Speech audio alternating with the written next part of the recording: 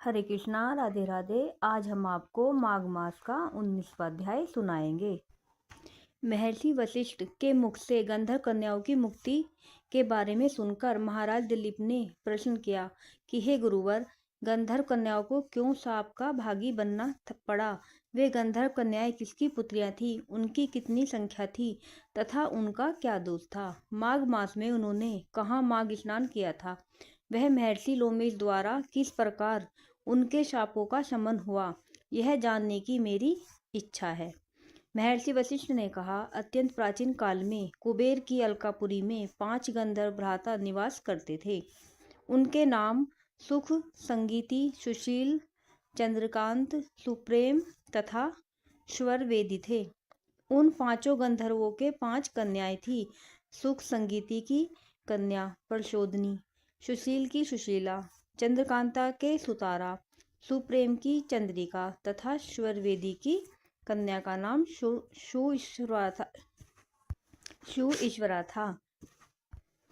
ये 5 ही गंधर्व कन्याएं अतुलनीय रूप राशि से संपन्न थी तथा गायन, वादन एवं नृत्य कला में अत्यंत प्रवीण थी। जब ये यक्षराज कुबेर की सभा में अपना गायन, वादन तथा नृत्य प्रस्तुत करती थी तो संपूर्ण सभा सम्मोहित होकर रह जाती थी।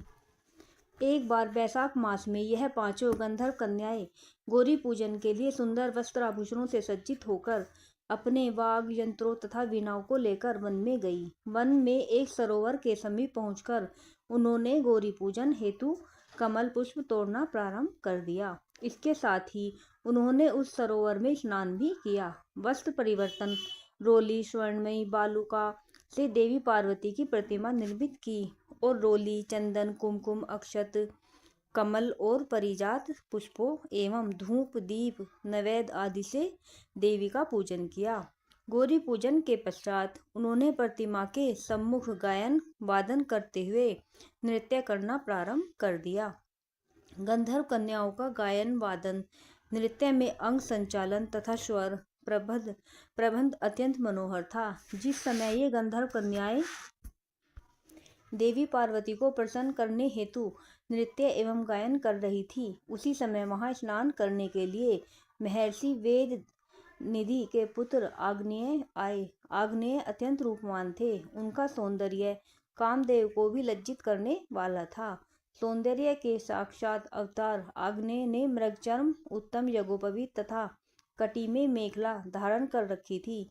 जब गंधर्व कन्याओं ने सौंदर्य के साक्षात अवतार ऋषि कुमार को देखा तो वे 5 उनके रूप एवं प्रभामंडल से सम्मोहित होकर उन पर आसक्त हो गई तथा विचारने लगी कि यह अतुलनीय सौंदर्यवान युवक कौन है।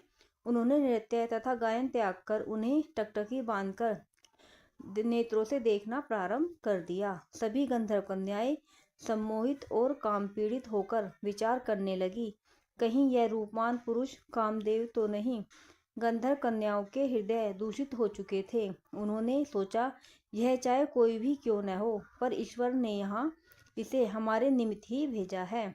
जिस प्रकार सौभाग्यशालियों को अपने पूर्व सत्कर्मों के फल से कोष की प्राप्ति होती है, उसी प्रकार देवी भगवती पार्वती ने इसे प्रसन्न होकर हमारे लिए ही भेजा है। यह हमारा वर है। वे आपस में कहने लगी, इसे मैंने वरा, इसे मैंने वरा।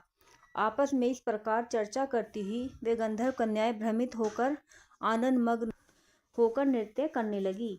ऋषि कुमार आग्नेय ने गंधर्व कन्याओं को अपने विषय में इस प्रकार की चर्चा करते देखा।